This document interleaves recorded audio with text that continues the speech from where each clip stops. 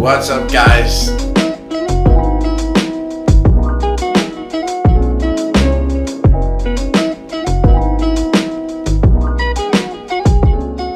New video, just like promised in my last video, and today we're gonna talk about different kinds of boosts in the unauthorized authentic industry. Some things you have to watch out for, because some of the fake boosts that's made is super good. So today we are gonna look at some different grades, and we're gonna categorize them from the worst to the best, and just give you guys a few pinpoints on what boost is the most tricky and how you can like spot the different kinds of boost. Just looking out my window because some dude is going crazy out there. I don't know what's happening. It's also one of those drug addicts that I told you about in my last video. But anyways, let's get straight into this video, okay? So like I said, we have 4 different grades of boosts that we are gonna look at today, and then we're just gonna cover some basics on Yeezys, but those are pretty tough to kind of tell at the moment, so I won't be going over any like very detailed coverage. We're only gonna look at the V2 Yeezys, because they are by far the hardest to spot at the moment. The boost that was used by Adidas in the authentic Yeezy version 2.0 are just like this. I think I've seen like 10 different patterns, so you can't really use the boost to legit check a pair of Yeezys anymore unless it's a low tier pair. Then you can easily tell the difference in texture and the feel and stuff like that.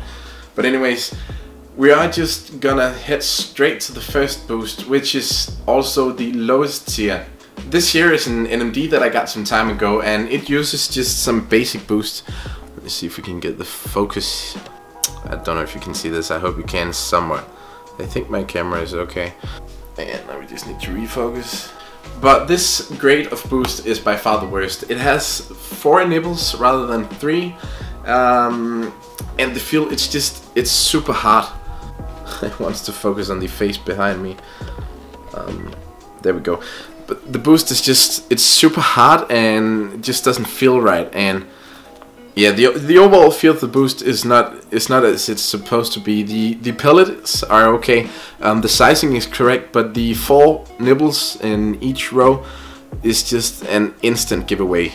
Like you can tell instantly, because all NMDs only are supposed to have 3 nibbles on the boost. So yeah, a pretty dead giveaway if you are getting yourself a pair of NMDs and you're afraid that they might be fake. Check the nibbles, and if they do have 3, you're one step closer, but you can't be sure yet. So keep on watching and we'll get to the higher grades. Next up, we have the most used boost, which is the real boost. Not really real, because it does have some flaws. It's by far better than the NMDs that I showed you before, but this one is still a pretty good grade. So let's look at some of the details. And that freaking face behind me, you see, it just always wants to focus on her instead of what's in front here, which is a bit annoying, but I think we got it somewhat here.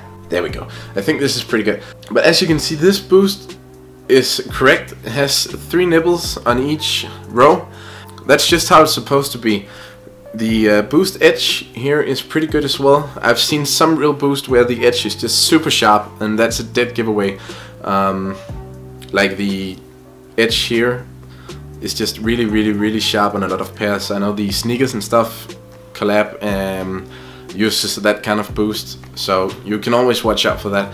And then the pellets on this real boost are way too small, so they should like just be a lot bigger and way more defined, you know, so have less pellets, and each pellet should be way more defined. Just a second, I'm gonna bring some real boosts so we can always compare to it. Hopefully you can see it on this pair. This is just a pair of Swift Boost. I honestly don't remember the name. But this is just some a basic pair of Boost shoes, and as you can see, the Boost is way more defined than the Ultra Boost pair. There's a lot more shading going on between each pellet, which means that there's just so much more depth in each pellet. So that's a pretty easy giveaway if you are looking to buy a pair of Ultra Boosts. So looking at Real Boost, you should be able to tell due to the pellets being too small, but this is another grade of Real Boost, and these are much better than the ones that I just showed you. As you can see on this pair, the pellets are so much bigger than the other pair that I showed you.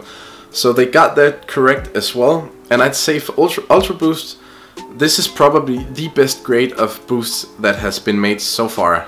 Yeah, the boost is just as close as you would probably get at the moment, and I'm really struggling to you know, see the difference between these and a real pair. So let me just show you here, and then you guys can decide if you can tell the difference or not, because I find it rather hard. I hope we just got a few different angles there so you guys can tell.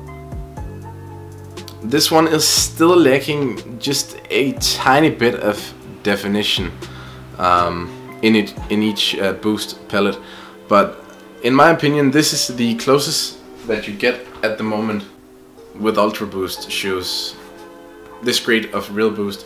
And really, again, you just have to look out if you're like watching to buy. You may have to find some other differences in the texture of the prime knit and stuff like that, maybe laces, the inside tag, if you're still unaware if these shoes are real or fake. The last grade that we are showing you guys today is the boost that the producers in China themselves call the BASF boost. And in my opinion, this is not the best grade of boost, but the rep makers really want you to believe that this is the best grade of boost. The boost is soft like it's supposed to be, and it has 3 nipples like it's supposed to. As you can see, each row has 3 nipples down.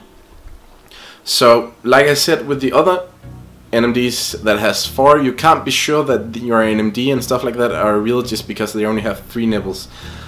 But the reason that I think that these are worse than the other grade of Real Boost that I just showed you before is because the boost here is too matte. The boost has just a tiny bit of shine to it if they are legit, and these are just super matte. And the pellets are really big, almost too big. But as far as the rep makers think, this is the best grade of boost that you can have, the BASF grade boost. So if you do go onto any kind of rep seller's website, you will always be recommended to buy these, because they are the highest grade that you can get if you ask anyone making reps.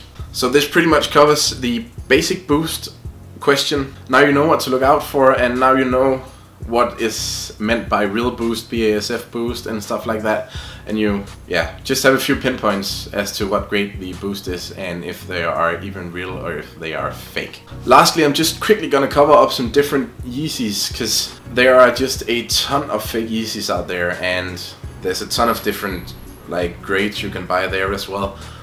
So this is just a few heads up on what to look out for when looking at the boost. I'll begin with what I think is the worst pair at the moment, which is these Breads. And as you can see, this boost is almost like, you know, there's spacing in between each pellet. Do note that all of them have been worn just a little bit, so they will look a bit messy.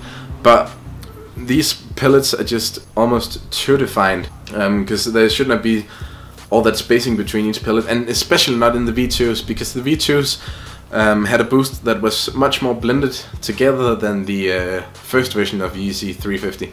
This would have been a very good boost if it was sitting in the first version of the Yeezys, because the boost was super defined under the first version. Then let's grab the Zebras, because they have, in my opinion, the best boost of them all. As you can see, the boost is not too defined, which they haven't really been on the second version of the Yeezy 350, and it's just a lot more blended together. And then finally here we have the 350 V2 orange stripe belugas, they were called, and a big shit stain right there, which is just nice. And it has the sort of melted together boost, but each pellet is still a bit too defined. It has the same pattern that the first version of the Yeezy 350s had.